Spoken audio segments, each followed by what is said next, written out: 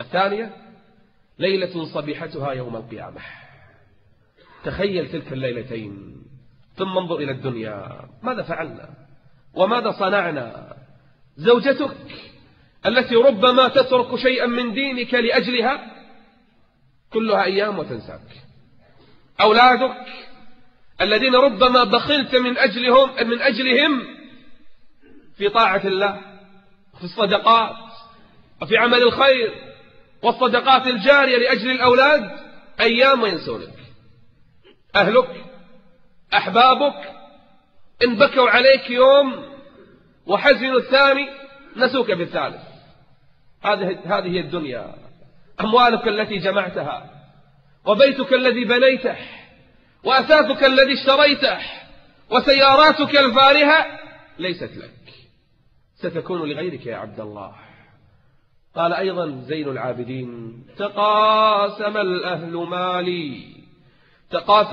مالي بعدما انصرفوا، وصار وزري على ظهري فأثقلني، واستبدلت زوجتي بعلا لها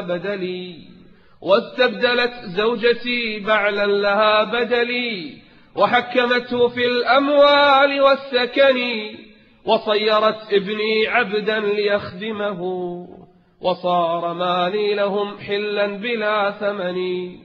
فلا تغرنك الدنيا وزينتها، وانظر إلى فعلها في الأهل والوطن، وانظر إلى من حوى الدنيا ليجمعها، هل راح منها بغير القطن والكفن.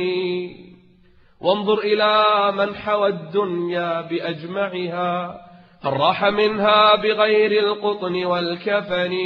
خذ القناعة من دنياك وارض بها، لو لم يكن لك إلا راحة البدن.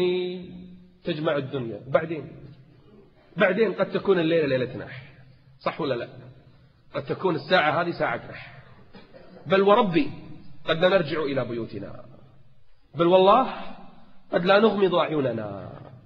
وإذا جاء أمرهم فإنه يأتي بغته، لا استعداد ولا تجهيز ولا إذن ولا إخبار. ينام نومة لا يستيقظ منها، يجلس جلسة لا يقوم منها، يخرج من بيته ولا يعود إليه. أحدهم وقف على القبور فسأل الأموات فلم يجيبوه، ثم سأل الناس، سأل عن الأموات أين ذهبوا وماذا فعلوا وأين صاروا. سألت الدار تخبرني عن الأحباب ما فعلوا، فقالت أناخ القوم أياما وقد رحلوا. فقلت فأين أطلبهم وأي مساكن سكنوا. فقالت في القبور وقد والله لقوا والله ما فعلوا. أين أحبابي؟ أين ابن عمي؟ أين صاحبي؟ يوم من الأيام جلس النبي عند قبر، ولما يلحد يحفرون الصحابة ليضعوا جنازة. تخيل جنازتك كيف ستحمل بعد أيام. ولما يلحد إلى الآن ما حفر، فدمعت عينا محمد صلى الله عليه وآله وسلم، وكان بيده عود ينكت به الأرض وحوله الصحابة. ثم قال وهو يبكي: أي أصحابي، لمثل هذا فأعدوا، لمثل هذا فأعدوا، لمثل هذا فأعدوا. وفي حديث آخر قال: أوحي إلي أنكم تفتنون في قبوركم قريبا من فتنة الدجال. إنكم تفتنون في قبوركم قريبا من فتنة الدجال. أي إخواني، لمثل هذا فأعدوا. وأمر بالاستعاذة، قال: استعيذوا بالله من عذاب القبر، قال: استعيذوا بالله من عذاب القبر. ودفن أحد أصحابه، فلما دفن قال للصحابة، قال: أرأيتم هذا الذي دفن؟ ركعتان خفيفتان سريعتان عنده خير لكم مما تطلبون من دنياكم.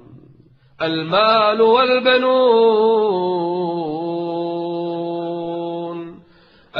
والبنون زينة الحياة الدنيا، والباقيات الصالحات.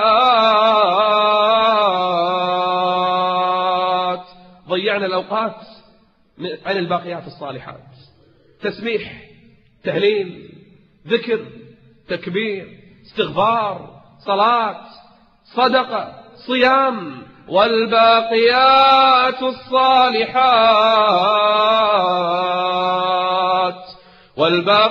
الصالحات خير عند ربك ثوابا وخير أملا. ما أحلى منظره، وما أجمل وجهه، وما أعذب رائحته. يقف أمام المرآة قبل أن يخرج من بيته، يختار أغلى العطور ليطيب نفسه، فإذا رأى قذرا بسيطا في ثوبه غيره، يتجمل، يتزين، يكشخ، يذهب إلى الناس بكامل زينته. لو رأيته أول ليلة في قبره والدود بدأ ينخر والجسم بدأ يتعفن لعلمت حقيقة هذه الدنيا. يا أيها الذين آمنوا لا تلهكم أموالكم ولا أولادكم عن ذكر الله، ومن يفعل ذلك فأولئك هم الخاسرون. وأنفقوا مما رزقناكم من قبل أن يأتي أحدكم الموت فيقول رب لولا أخرتني ساعة. ليش؟ عندي رصيد أريد أن أبني مسجدا. ساعة عندي أموال أحفر بئرا صدقة جارية. ساعة عندي أموال ربوية سأتخلص منها. ساعة أطبع مصحفا يقرأ الناس فيه يأتيني الأجر وأنا في قبري. ساعة أنشر علما نافعا تأتيني الحسنات وأنا ميت. ساعة أتوب منها من ذنبي، من معصيتي، أكسر هاتفي الذي امتلأ صورا خليعة، وتلك البطاقة التي امتلأت صحائف سود في ميزاني عند الله. يا رب ساعة أعتذر ممن ظلمته، أعتذر ممن أخطأت عليه، أرجع الأموال لأصحابها. يا رب ساعة من زمن. رب لولا أخرتني إلى أجل قريب فأصدق وأكن من الصالحين. بكاؤه قبل موته، لكن ولن يؤخر الله نفسا إذا جاء أجلها والله خبير بما تعملون. تخيل قد حكم علينا جميعا بالموت الآن، ثم أخرك الرب. الآن أنت في وقت المهلة، أنت الآن في وقت التأخير. ماذا ستفعل وما أنت صانع؟ ركعتان يطلبها أهل القبور خير من الدنيا بما فيها.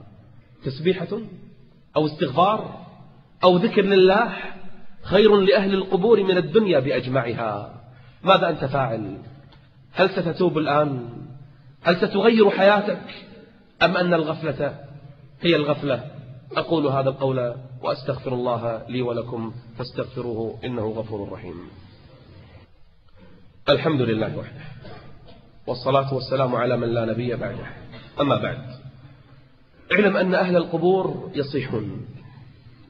يصيحون صياحا يسمعه كل شيء إلا الإنس والجن، ولو سمع الناس صياح أهل القبور لصعقوا ولما عاشوا بل ولما تدافنوا، لكن رحمة من ربنا أنه لم يسمعنا صياحهم، أخبرنا عن شيء من حالهم لنستعد لذلك اليوم، أخبرنا عن جزء من عذابهم